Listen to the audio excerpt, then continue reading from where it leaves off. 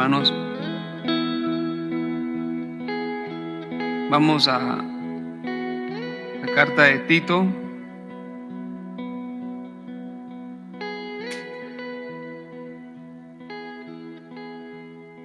Versículo 1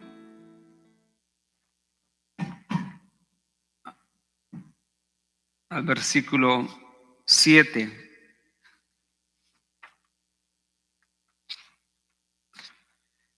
Y vamos a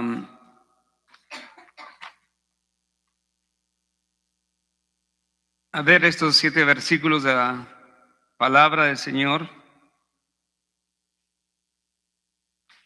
que es en continuación del mensaje de la semana pasada.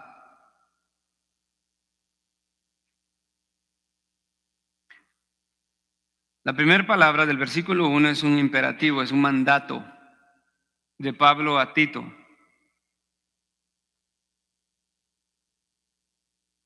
Y como hemos visto, el Señor no nos da sugerencias, el Señor siempre nos da mandatos. Desafortunadamente el hombre piensa que Dios le da sugerencias y entonces deciden obedecer o no obedecer, o atender el llamado de Dios o no atenderlo.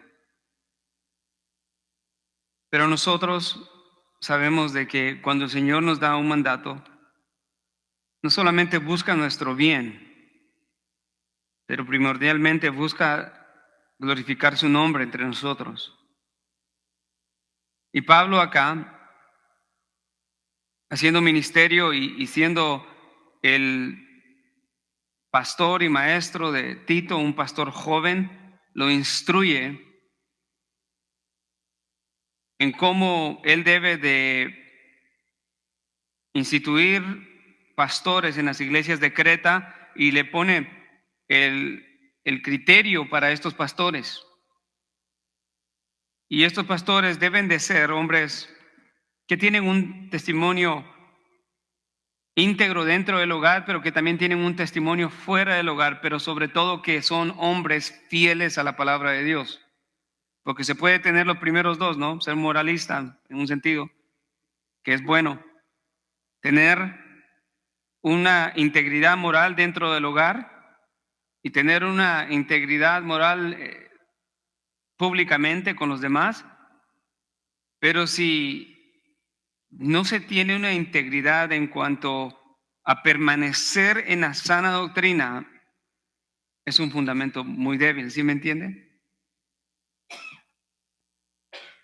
Pero eso no solamente se relaciona con los pastores, también se relaciona con los creyentes individuales, porque todo lo que los líderes son, queremos que cada miembro de la iglesia sea.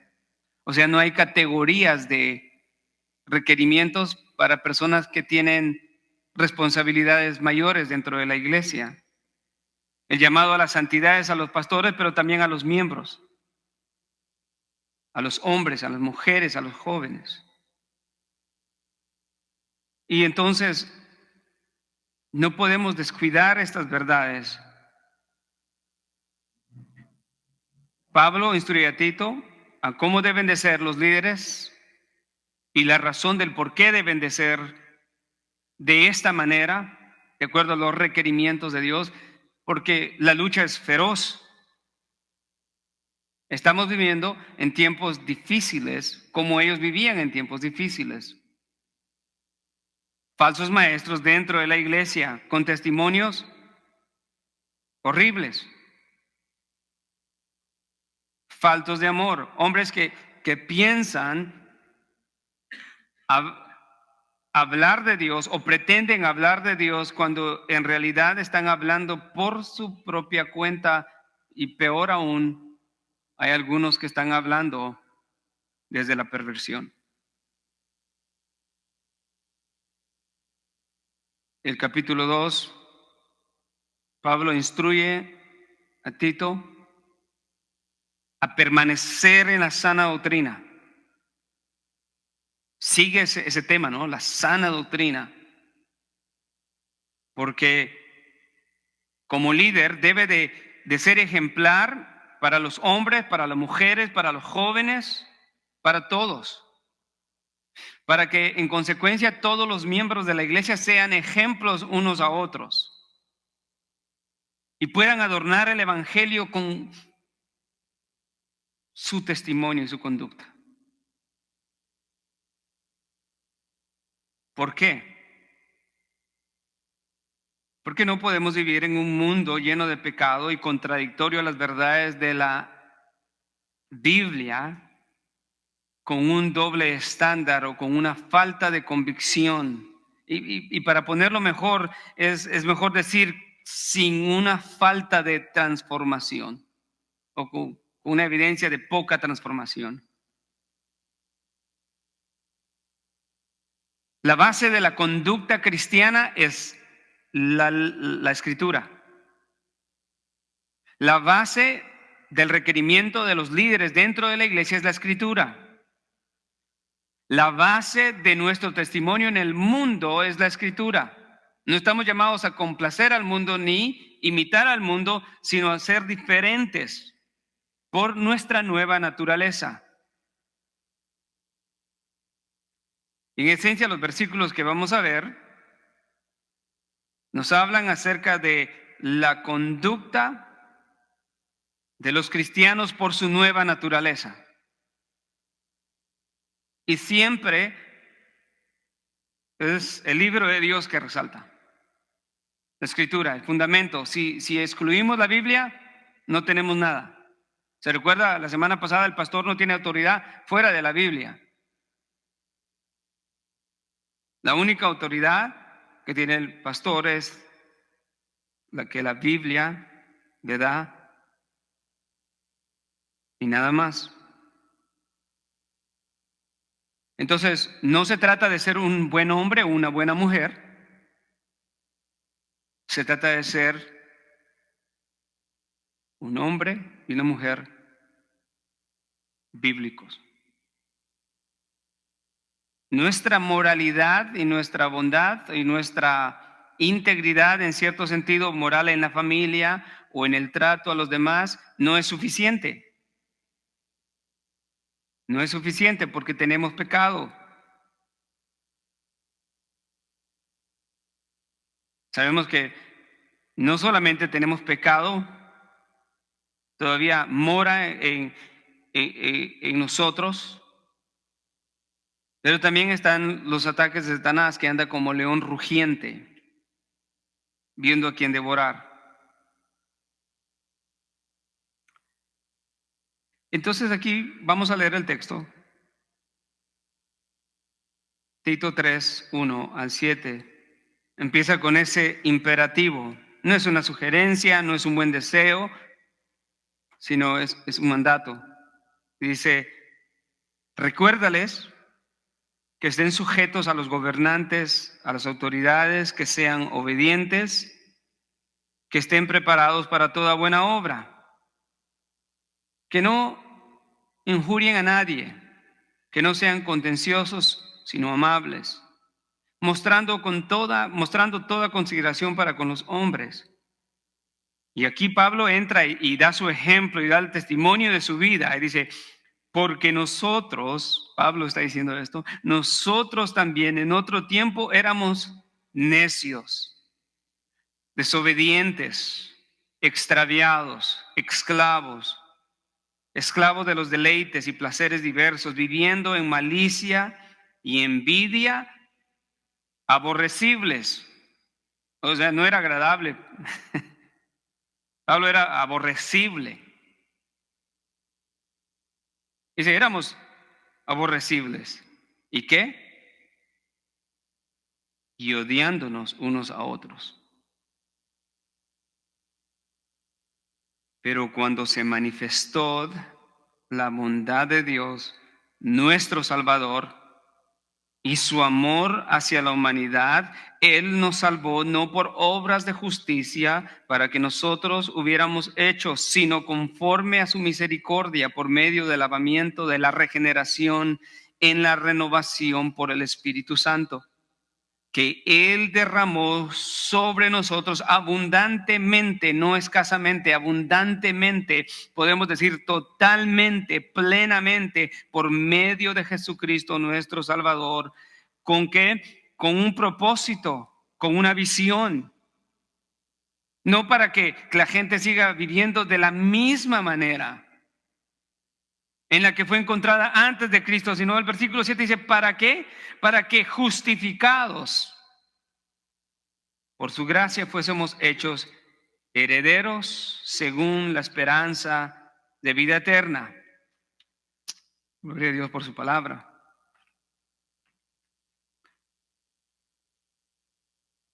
Otra pregunta que surge al leer este texto es, ¿qué desea Dios que los cristianos recuerden constantemente mientras viven en este mundo?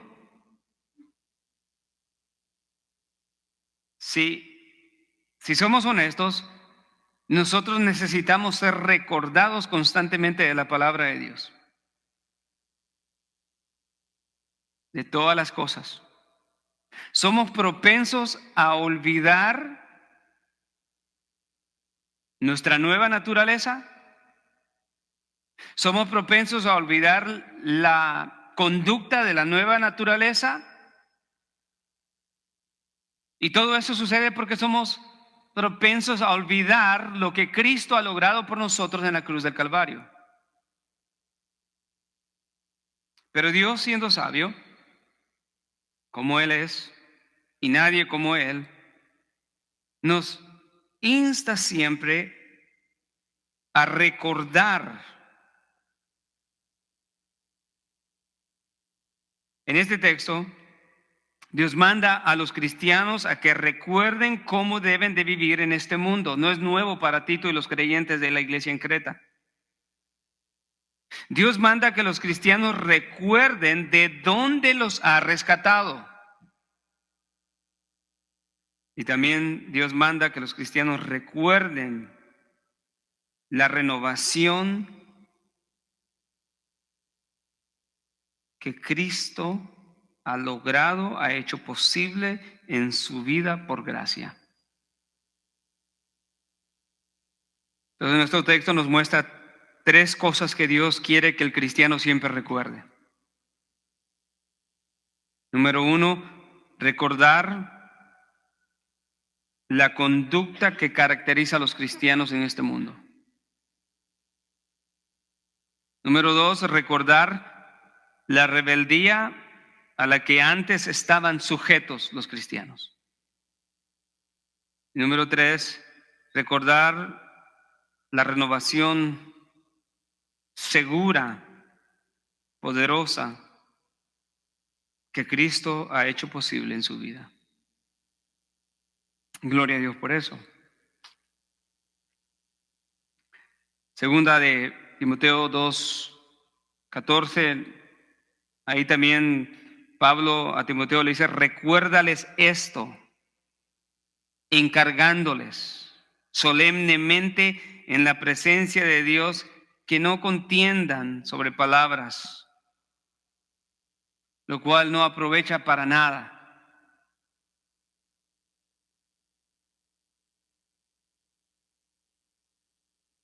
¿Por qué recordar es importante? Por la propensidad a olvidar. Nosotros no somos finitos, no somos perfectos, y por causa de la lucha constante y de la habitación todavía del pecado en muchos de nosotros, constantemente está esa posibilidad para olvidar todo lo que el Señor nos ha mandado.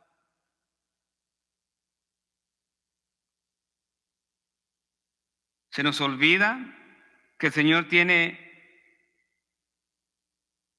estándares para la vida cristiana, y esto está en el contexto de la epístola a Tito.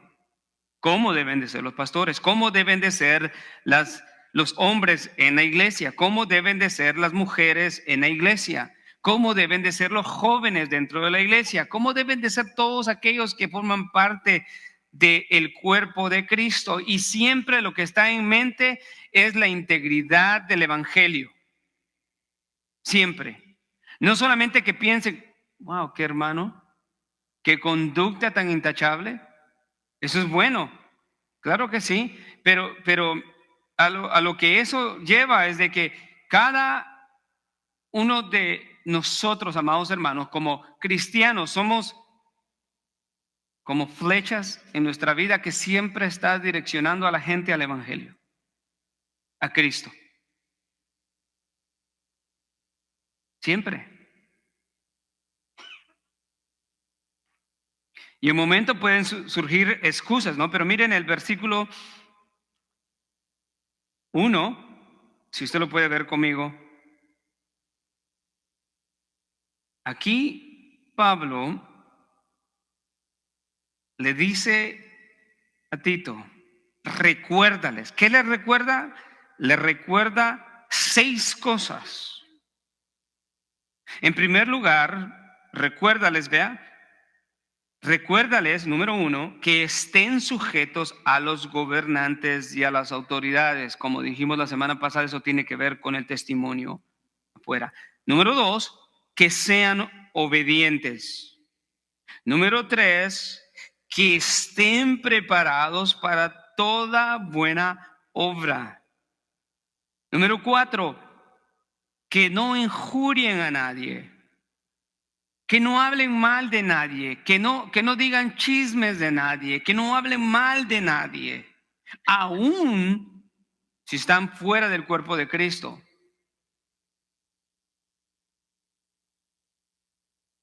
No es excusa actuar de esta manera, excusándose que no pertenecen al cuerpo de Cristo, pues esto es exactamente el testimonio público.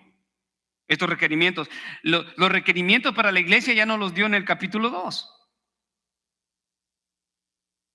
¿Cómo debemos comportarnos dentro de la iglesia? Pero sabemos que cada requerimiento, si Dios le da un valor al testimonio cristiano en público y el trato que tenemos con la gente, claro que le da un valor supremo el trato que tenemos los unos con los otros dentro del cuerpo de Cristo.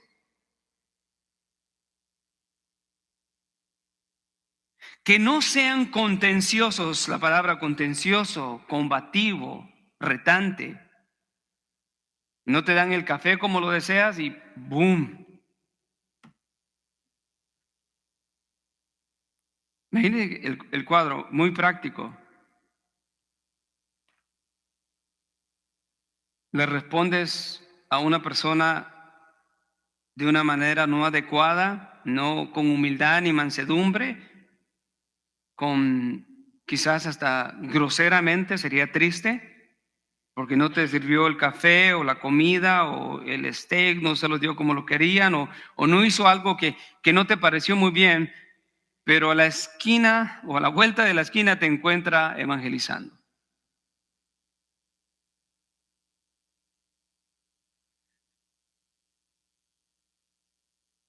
Con permiso de Moisés y sin intención de plagiar su historia, pero creo que cae apropiadamente acá.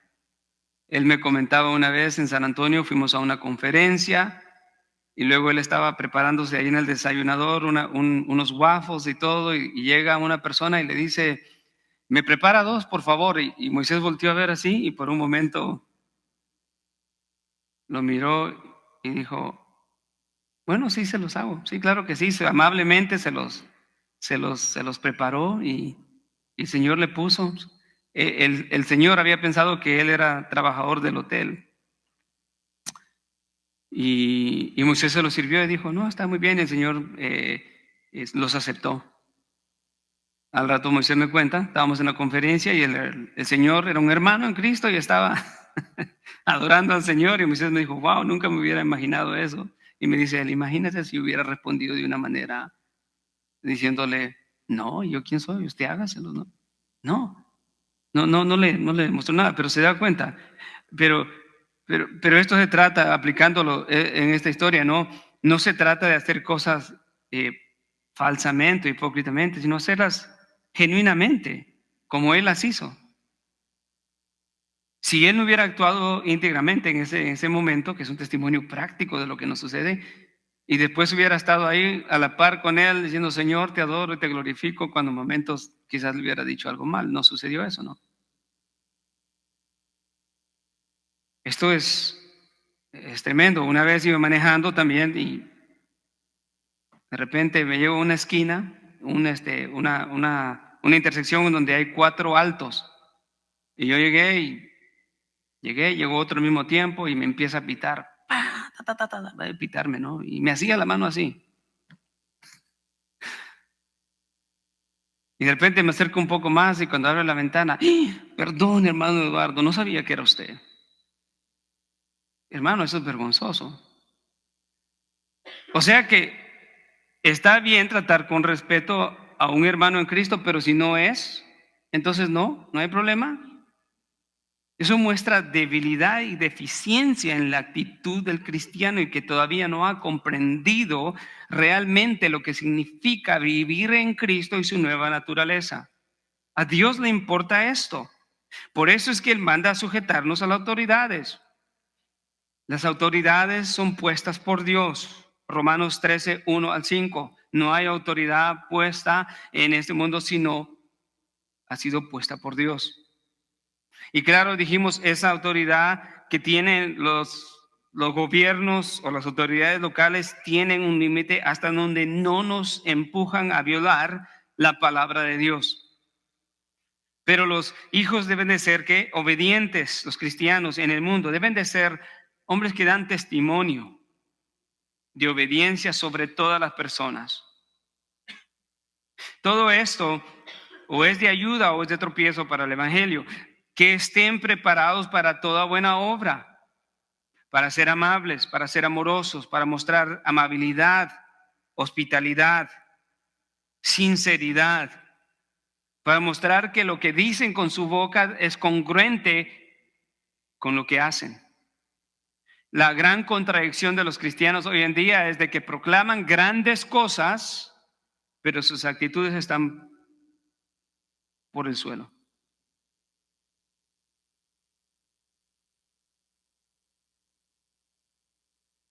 Que no injurien a nadie. La palabra injuriar es blasfemar, pero en este contexto tiene que ver con hablar mal de alguien.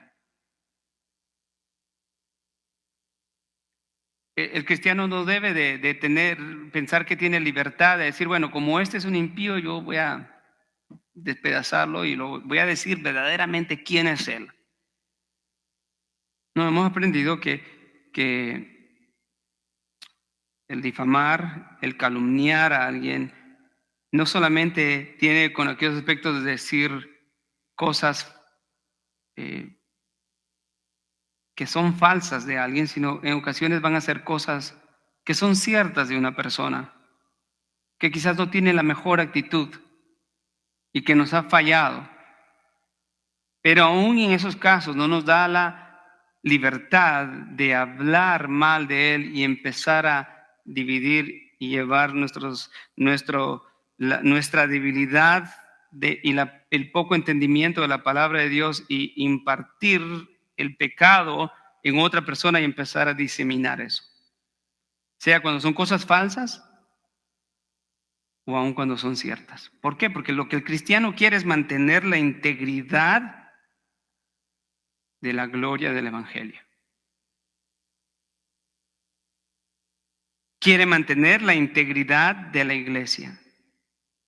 Claro que hay que tratar con el pecado, pero hay medios que Dios ha establecido para tratar con el pecado dentro de la iglesia. Y no es a nuestra manera, sino es a la manera de Dios. Y ahora piensen esto, que lo que Pablo está diciendo acá, de que no difamen a nadie, que no calumnien a nadie, que no lleven chismes por ahí de nadie. ¿Está hablando de personas que cristianas? No, está hablando de las personas no cristianas. Esto es lo sorprendente. Esto es lo sorprendente. A Dios le importa, ¿no? Nuestro testimonio. Cómo hablamos y cómo tratamos a la gente. ¿Por qué? ¿Qué tiene en mente? Bueno, la consistencia espiritual, sí, definitivamente, y ahí vamos a conducirnos la consistencia espiritual, pero sobre todo, ¿qué es? La integridad y la pureza del Evangelio. No, Dios no está interesado en las riquezas de este mundo. Dios no está interesado en la preservación de los edificios. No, Dios está interesado en la integridad de su Evangelio y nosotros somos ese medio para proclamar el Evangelio y lo debemos de hacer de una manera íntegra. El sexto recordatorio es el contraste, dice, sino más bien que sean amables, que no sean contenciosos, combativos, resistiendo siempre, como espuma. No, que sean amables, mansos, que muestren toda consideración para con todos los hombres, ¿verdad? Imagínense.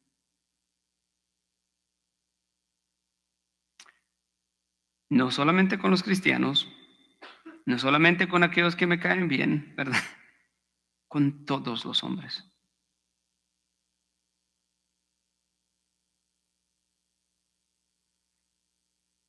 Segunda de Timoteo 2:21 dice, por tanto, si alguno se limpia de todas estas cosas, será un vaso de honra santificado, útil para el Señor. Ahí está la clave.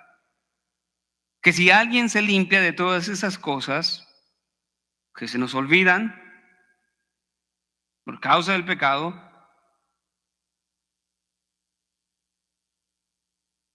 pero si constantemente estamos en comunión con el Señor, recordando la palabra, por eso la palabra aquí clave es recordar. Recuérdales, recuérdales, recuérdales. Si alguien recuerda todas estas cosas y se limpia de todo esto, evita todas estas cosas, será un vaso para honra, santificado, útil para el Señor. Hermanos, esa es la clave. Ser útiles en las manos del Señor. Por eso, hermanos, dentro de la iglesia debe de existir primero ese amor y esa cultura de cuidado unos a los otros. El compartir indiscriminadamente con todos. Amarnos indiscriminadamente, sin límites. Y buscar relaciones con aquellos que no tanto nos juntamos. Hemos hablado de la hospitalidad en la iglesia. Es tan importante. No solamente tener relaciones con aquellos que son fáciles de tener relaciones, sino es importante tener relaciones con aquellos que a veces son un poco más difíciles. El corazón del creyente debe de tener las puertas de su hogar siempre abiertas para sus hermanos. Pero si su corazón no está abierto, nunca estarán abiertas las puertas de su casa. Nunca.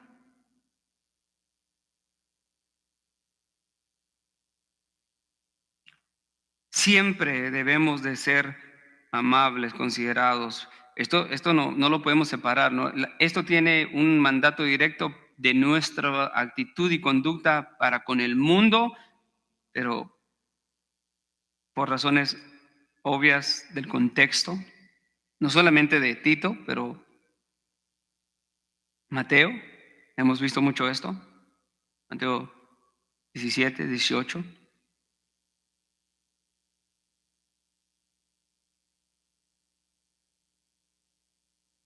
¿Todo esto para qué? Para vivir en este mundo eficazmente para la gloria de Cristo. Para poder ser hombres y mujeres que son utilizados para abrir puertas imposibles para penetrar con el Evangelio de Cristo.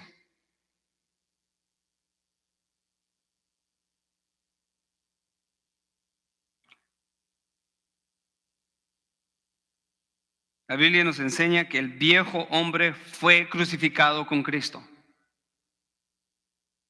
El viejo hombre ya no reina. Luchamos con él, ¿verdad?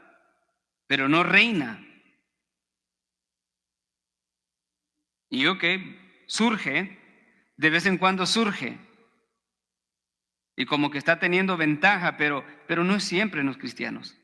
Debemos de entender que eso no caracteriza a los cristianos, por eso es de que debe de promoverse, debe de buscarse. Debemos de ser intencionales en cómo vivimos en este mundo en conformidad a la palabra.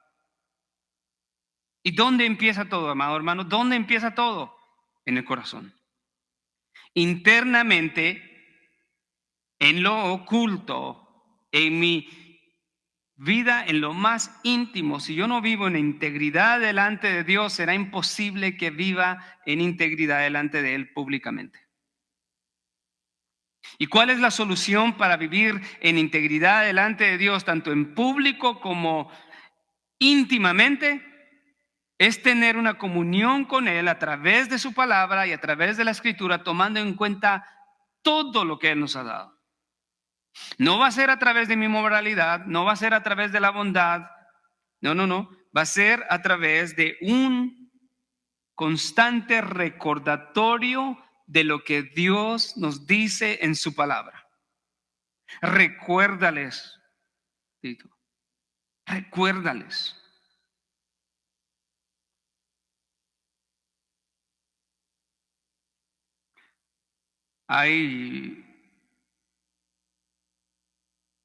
Para pasar al otro punto, vivimos en tiempos, hermanos, en donde desafortunadamente, quizás voy a decir esto,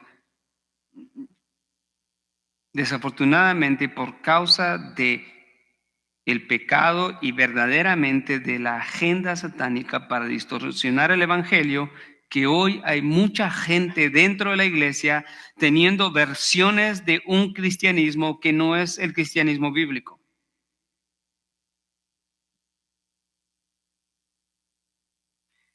Y entonces hoy, en estos tiempos, quizás usted sabe, no lo sabrá, pero hay olas de gente abandonando la iglesia cristiana, la fe cristiana. Y déjenme repito eso una vez más, hay olas de gente abandonando la fe cristiana. La fe cristiana. ¿Y por qué? Entre comillas, la fe cristiana, porque mucho de lo que la gente está abandonando no es el verdadero cristianismo y por lo tanto es un cristianismo falso, débil, no poderoso.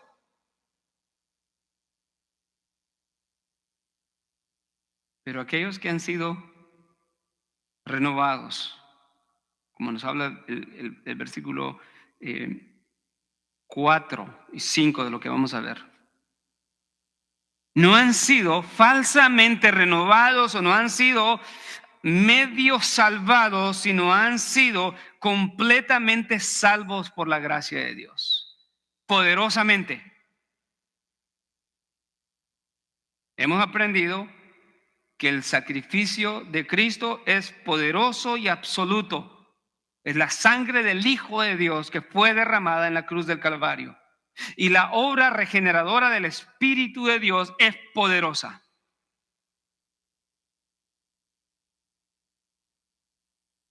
No hay espacios para titubear y decir hay cristianos carnales o medios cristianos.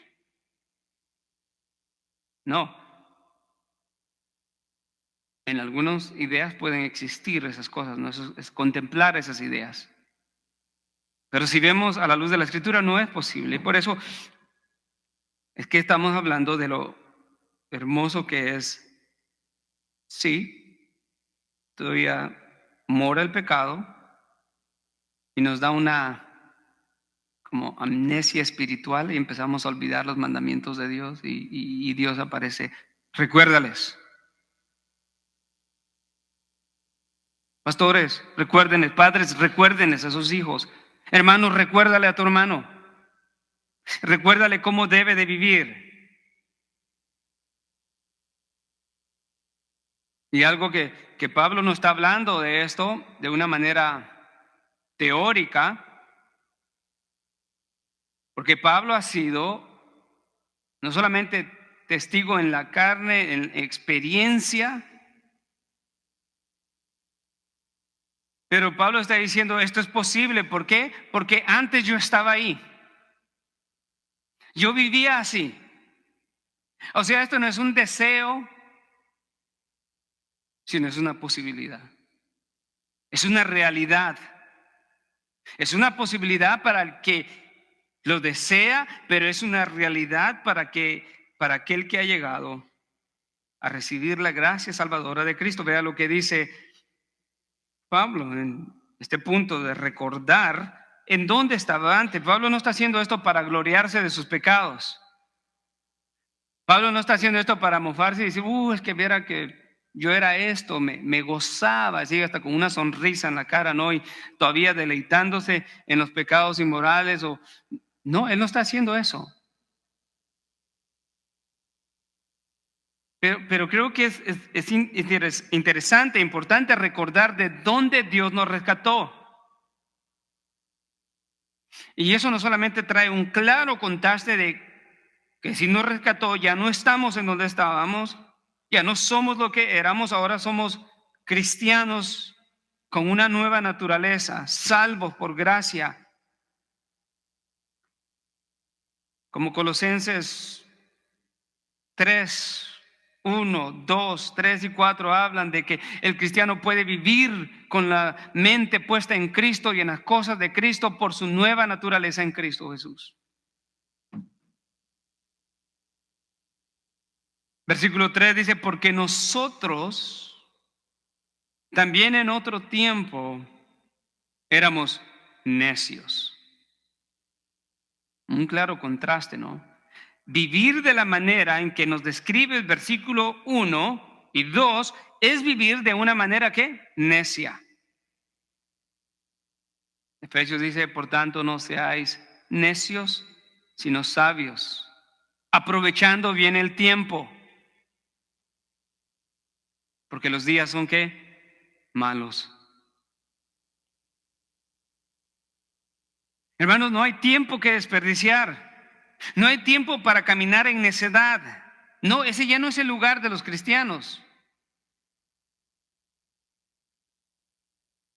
No es tiempo de justificar todas las actitudes mundanas que Dios desaprueba. Pero no es tiempo de ser valientes, obedientes y decirle, Señor, aquí estoy, quiero hacer tu voluntad, ayúdame. Señor, quiero ser obediente, quiero ser instrumento en tus manos.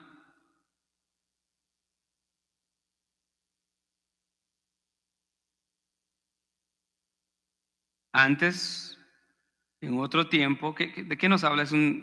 Porque nosotros también en otro tiempo, eso nos está hablando de un adverbio temporal, diciendo, hubo un periodo de tiempo en el pasado en el que nosotros estábamos ahí.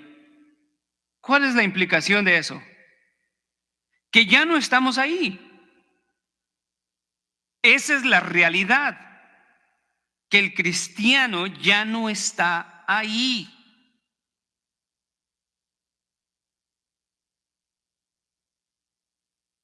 Hay un dicho en el mundo que es algo gracioso que dicen, cuando alguien está buscando quién cometió un error y alguien surge inmediatamente y dice, no, yo no fui, y nadie lo estaba acusando, entonces se puso el saco y ni se lo estaban dando.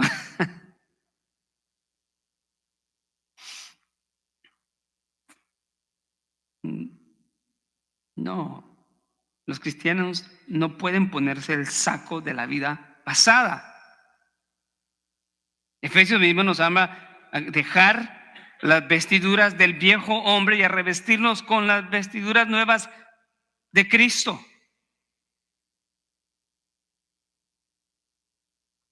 Y todo esto está en el contexto de las actitudes. Efesios 4, 25 al 32. Efesios 4, 17 y 18. tenemos ropas nuevas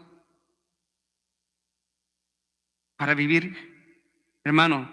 Y no estoy tratando de ser místico ni nada, pero para vivir poderosamente en este mundo, con implicaciones para con los demás, verdaderamente llegar a ser instrumentos. Tenemos que vivir como Dios desea que vivamos y tenemos que empezar a hablar y a actuar y a creer como Dios quiere que hagamos todas estas cosas. No solamente decir, yo quisiera ser evangelista, yo quisiera ser maestro, yo quisiera predicar, yo quisiera ser, y todo se queda en un deseo. No, nosotros tenemos el Espíritu Santo y Dios nos ha dado la habilidad, porque esta obra no es una obra humana, no es un negocio. No es un negocio, es el reino de Dios. Dios construyendo su reino en este mundo a través de la iglesia, alcanzando a los perdidos.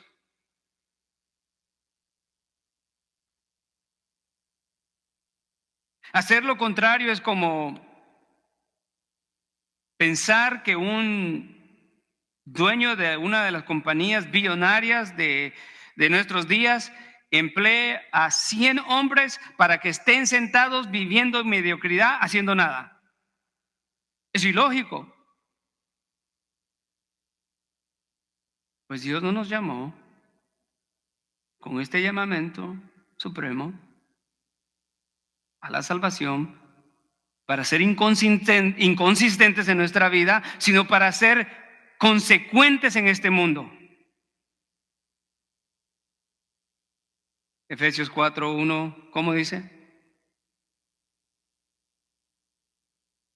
Yo pues, preso en el Señor, os ruego que viváis de una manera digna del llamado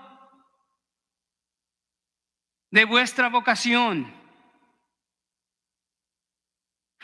El llamado a vivir de una manera digna no se encuentra en la dignidad individual de nosotros, sino en la dignidad de aquel que nos llamó, Cristo Jesús. Y eso lo vale todo. Él es el que tiene preeminencia. Él es el que tiene el trono, no nosotros.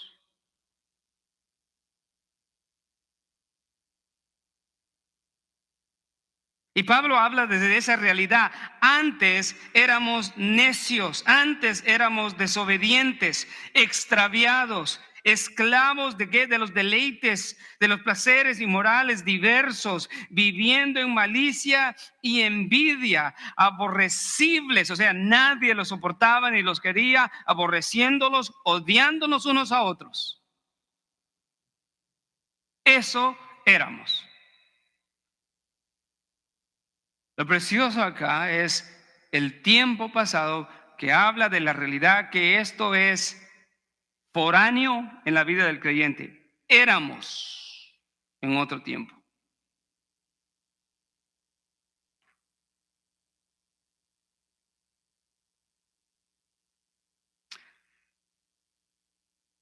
Romanos 11:30, vea conmigo lo que dice ahí Pablo en consistencia con este pensamiento.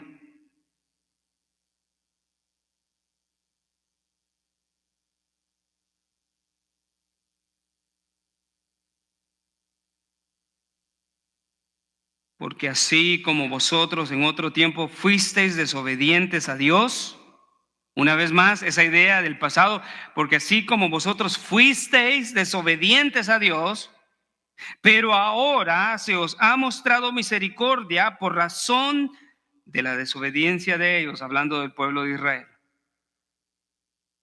El punto es, Dios afirma una y otra vez que la vida que caracteriza el pecado en el hombre para el creyente es siempre en qué? Pasado, no en presente. Nunca en presente, hermano. Por eso es que todas estas actitudes deben de luchar y debemos de luchar en contra de ellas. No alojarlas, jamás.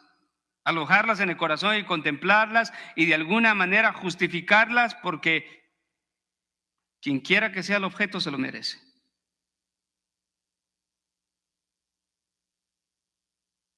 A Dios le importa que no tratemos mal a nadie, pero lo que estamos pensando una vez más es la integridad y la gloria del Evangelio. ¿Cómo vives como cristiano? Las olas de cristianos que se están yendo de la iglesia cristiana es esta razón. Mucha gente se está yendo porque han vivido un evangelio que no es el evangelio bíblico. En ocasiones me ha tocado que llegar a conclusiones tan básicas como estas. Alguien dice, pues yo no creo ya en la iglesia, en el evangelio, ni nada de esto, porque en realidad yo creo que cada quien tiene la libertad de poder crear su moralidad o sus absolutos y decir lo que para ti es verdad, para mí no es verdad, y cada quien tiene su verdad, relativismo y todo eso, ¿no? Y le pregunto, ok, perdona, ¿te gusta algún libro? Y me dan una versión del libro. Ok, ¿podrías usar ese libro si solamente has leído 2 páginas? Y me dicen, no, pues nunca. Ok. Estás juzgando el cristianismo y nunca has leído la palabra de Dios.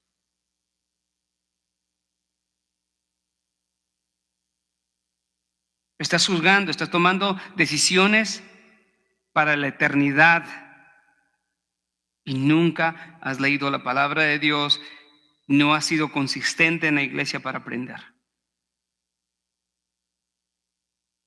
Si no te atreves a hacer eso para juzgar un libro hecho por hombres, una novela, lo que sea, ¿por qué lo haces con el libro de Dios cuando tiene consecuencias eternas?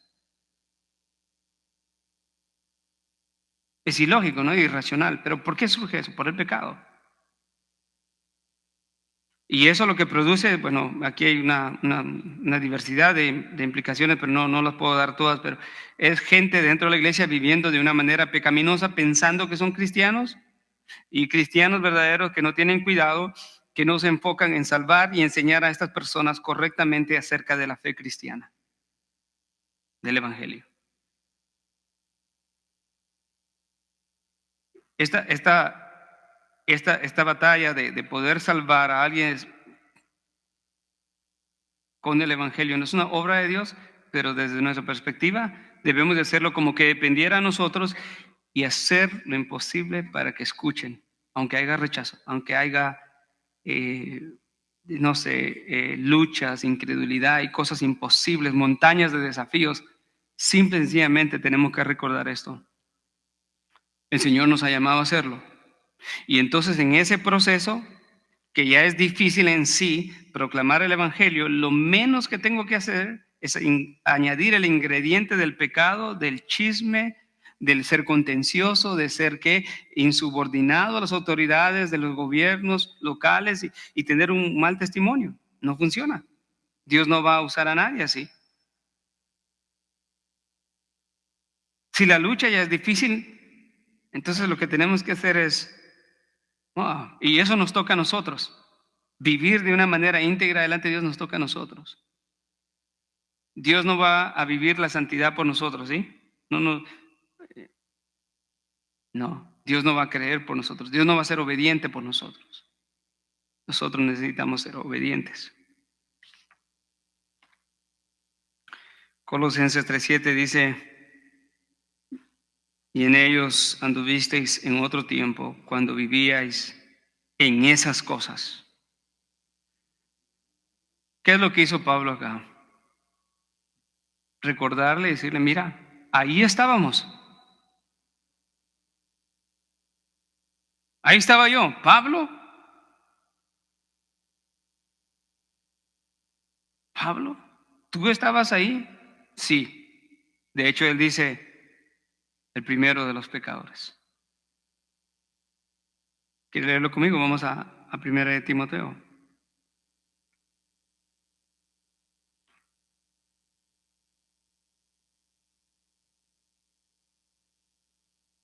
Vea la gratitud de Pablo una vez más. Dice, el versículo 12 en adelante, dice, doy gracias a Cristo Jesús nuestro Señor que me ha fortalecido porque me tuvo por fiel poniéndome en el ministerio aún habiendo sido yo antes blasfemo, perseguidor, agresor, sin embargo se me mostró misericordia porque lo hice por ignorancia en mi incredulidad, pero la gracia de nuestro Señor fue más abundante con la fe y el amor que se halla en Cristo Jesús, palabra digna de ser aceptada por todos. Cristo Jesús vino al mundo para salvar a los pecadores, entre los cuales yo soy el primero.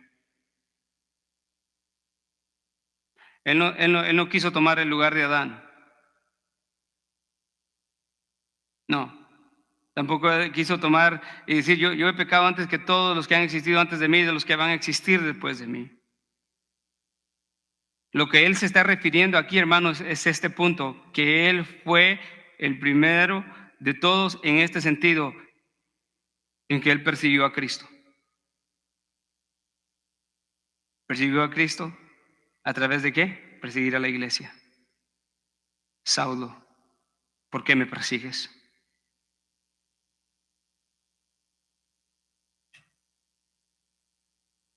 Todo.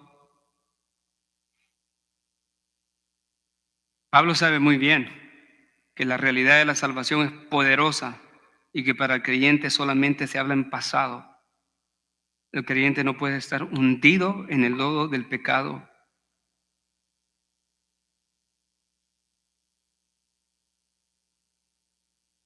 Versículo 4 vemos la gloriosa realidad y la verdad de que tenemos que recordar también la renovación que Cristo ha logrado por gracia. Pero cuando se manifestó la bondad de Dios nuestro Salvador y su amor hacia la humanidad,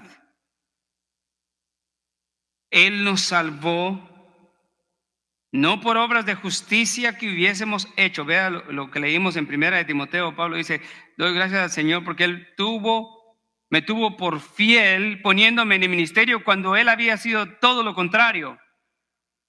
Perseguidor de la iglesia, blasfemo, legalista. Entonces la respuesta es que no lo puso por hábil o por mantener la ley. El Señor lo puso en su perfecto plan y propósito, lo puso en el ministerio por gracia, porque Él reconoce que Él era el pecador y el primero de todos. Y reconoce acá en Tito, dice, pero cuando se manifestó, ese fue el puente glorioso, pero cuando se manifestó la bondad de Dios, nuestro Salvador, y su amor hacia la humanidad. La bondad de Dios a todo hombre, hermano, se refleja a través de la gracia común. Aquel bien amoroso y bondadoso que Dios trae a toda la humanidad, aunque estén en la fe y no estén en la fe. Podemos decir en cierta manera que la gracia común de Dios es el medio que Dios usa para que podamos permanecer hasta que nos llegue a alcanzar la gracia salvadora. Si Dios retira su gracia común, su bondad amoroso, la gente muere de hambre. Dios puede retirar el oxígeno y todos morirían. Dios puede retirar el alimento, la salud,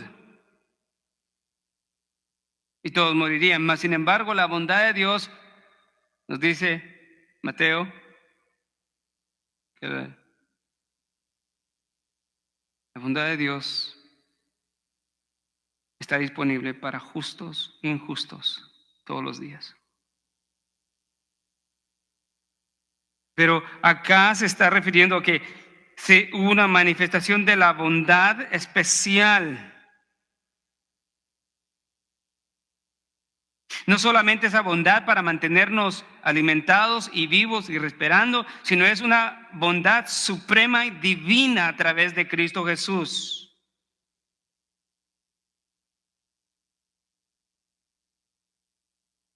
Una bondad acompañada de amor, el amor eterno, el amor supremo, el amor excelente.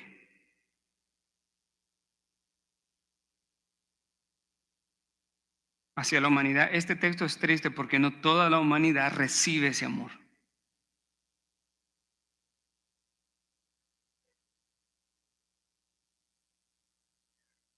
Y Pablo afirma en el versículo 5, y entonces Él nos salvó no por obras de justicia porque era blasfemo. Tito, tú eras pecador. Ahí estábamos antes. Así que nada de lo que hicimos fue lo que Él usó como criterio para salvarnos. Solamente nos salvó por su misericordia.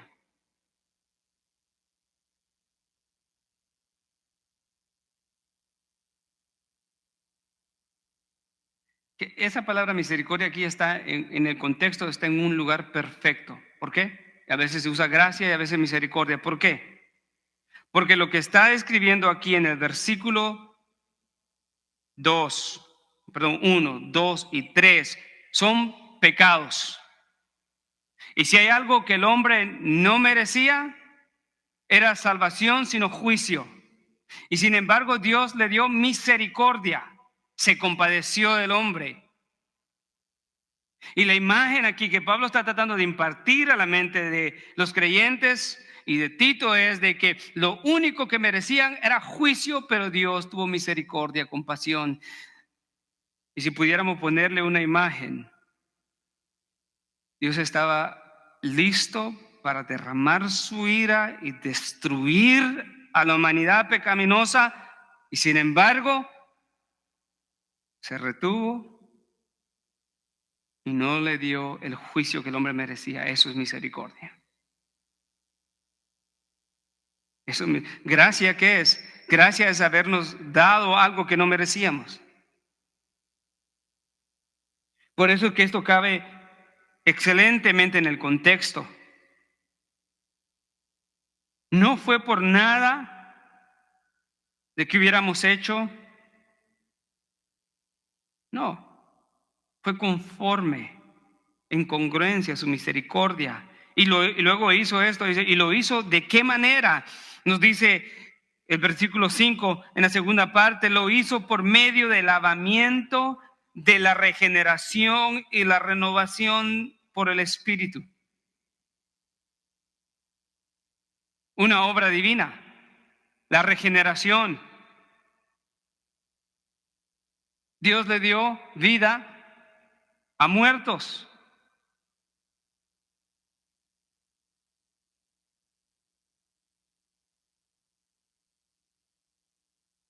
El llamado eficaz.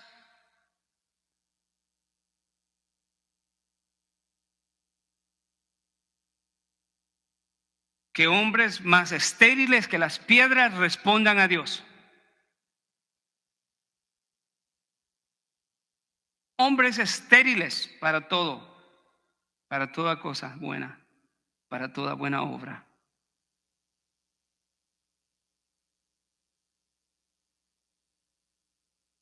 Dios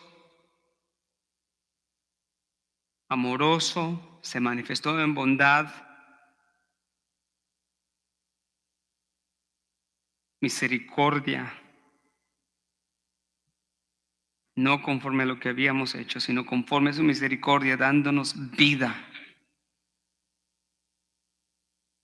Por eso, Pablo está incluyendo el recordatorio de todo esto. ¿Por qué? Porque esto es la base y el fundamento para que no vivas como Tito 3, 1 y 2 dice, en el mundo.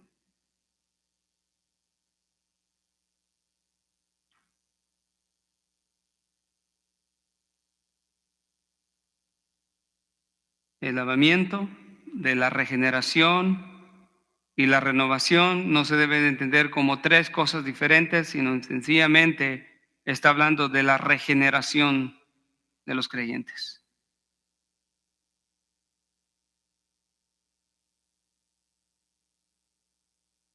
Versículo 6 dice que esto Él derramó sobre nosotros abundantemente por medio de Cristo Jesús, a través de su sacrificio precioso.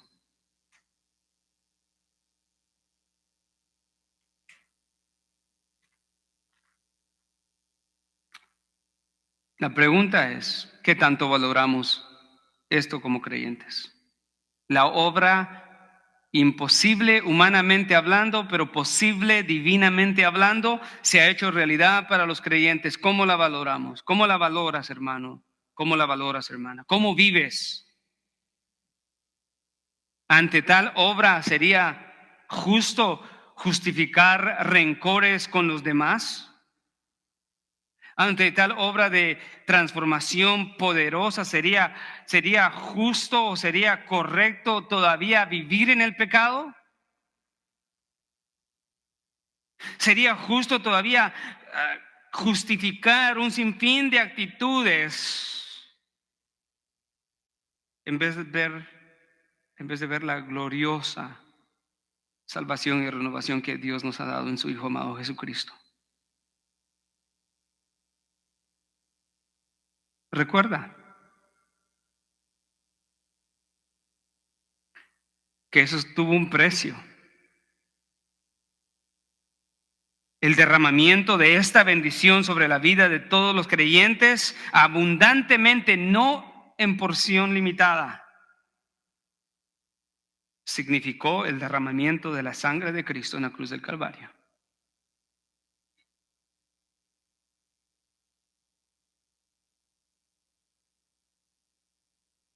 Pablo sanciona a aquellos que están viviendo de otra manera, que no son creyentes en la fe, y les dice, ok, judíos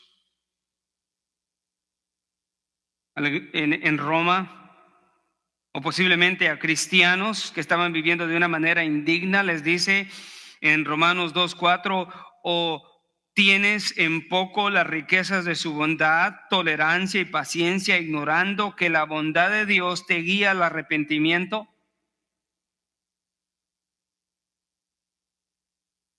Esto es tan hermoso, amado hermano, porque el hecho de que Dios tenga paciencia y que en ocasiones permita que hayan pecados repetitivos en la vida de la persona, no quiere decir que Él los acepta o los justifica. De acuerdo a este texto, nos enseña que la razón que Dios tolera esto es por su bondad, su longanimidad, que la cede para conducir al arrepentimiento, y que de otra manera no habría solución. Entonces es una equivocación sentirse cómodo con una actitud incorrecta en el corazón. Uno, por la nueva naturaleza, y porque Dios no le agrada. Y cuando podemos vivir con una actitud pecaminosa por un periodo largo de tiempo, no es porque Dios la ignore o no la vea, o que la esté aceptando y nos esté diciendo, sí, no, tú eres fulano, a ti te voy a permitir esto. No, la causa bíblicamente es que Él es bondadoso, misericordioso, y está permitiendo que lleguemos al arrepentimiento.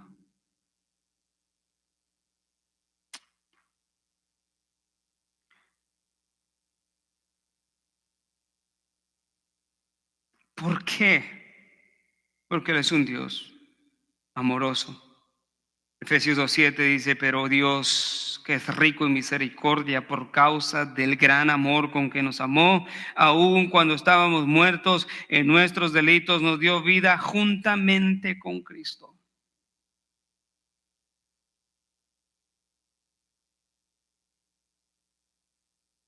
Termino con el versículo 7.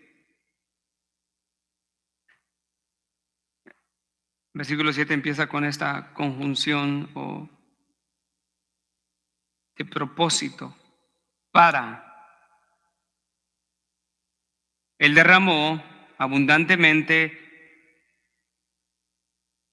las bendiciones espirituales en Cristo Jesús, nos ha regenerado, nos ha traído la salvación bondadosa y misericordiosa hay un propósito.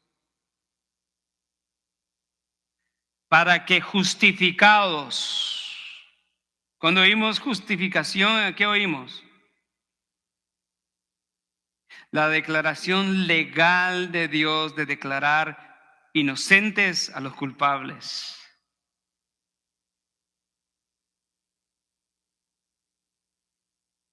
Y la justificación nos recuerda que no solamente somos justificados o declarados inocentes cuando hemos sido culpables, pero nos abre la puerta para la comunión con Dios.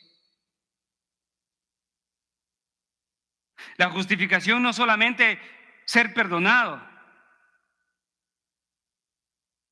No, la justificación nos habla de la comunión con Dios. Nos direcciona a la comunión con Dios y eso es lo hermoso. Y esto debe de ser un ejemplo para los conflictos entre cristianos. Algunos cristianos se conforman con tener paz con los hermanos que han tenido conflicto. No, yo ya lo perdoné, sí, ya lo perdoné, pero no, ahorita prefiero no hablarle.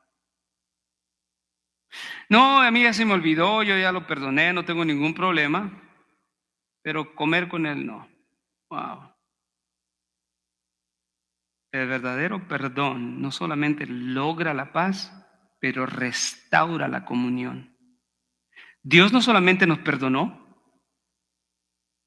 ¿Qué hizo Dios, hermanos?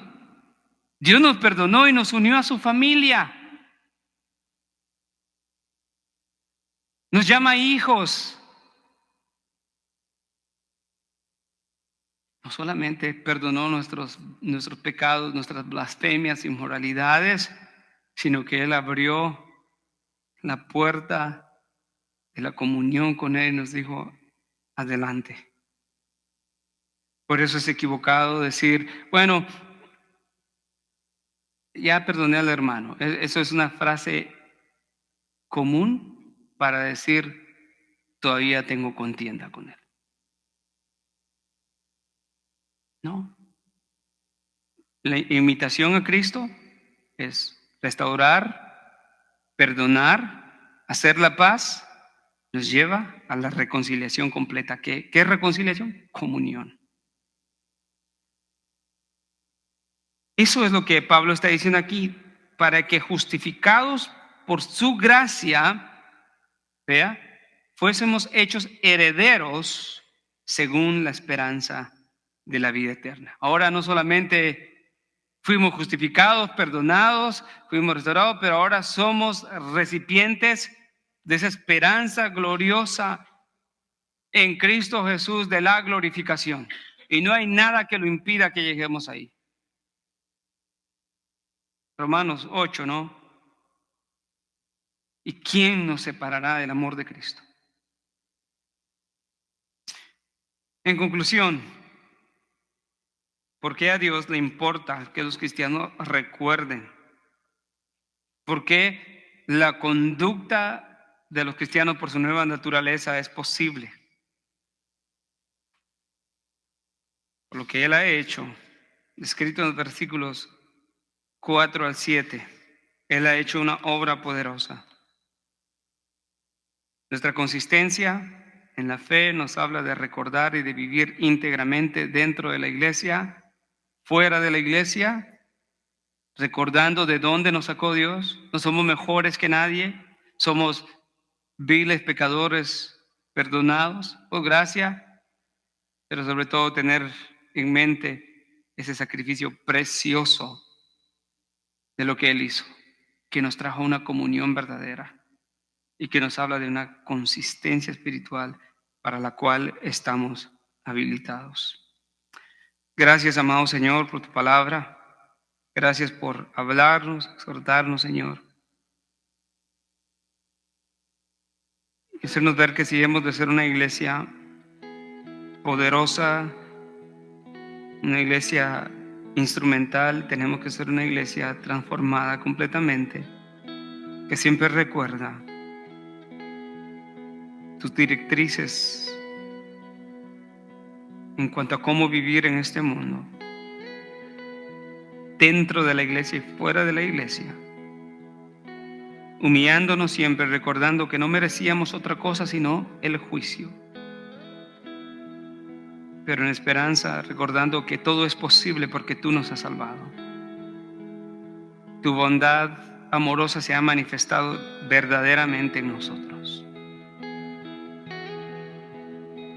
Gracias, Padre. Te pido, Padre, que me ayudes a mí a vivir de esa manera íntegra delante de ti, y que a cada uno de mis hermanos y hermanas jóvenes, Señor, les ayudes a tener una consistencia espiritual, recordando siempre, Señor, estos aspectos del deseo de tu corazón. Gracias, Señor, en el nombre de Jesús. Amén.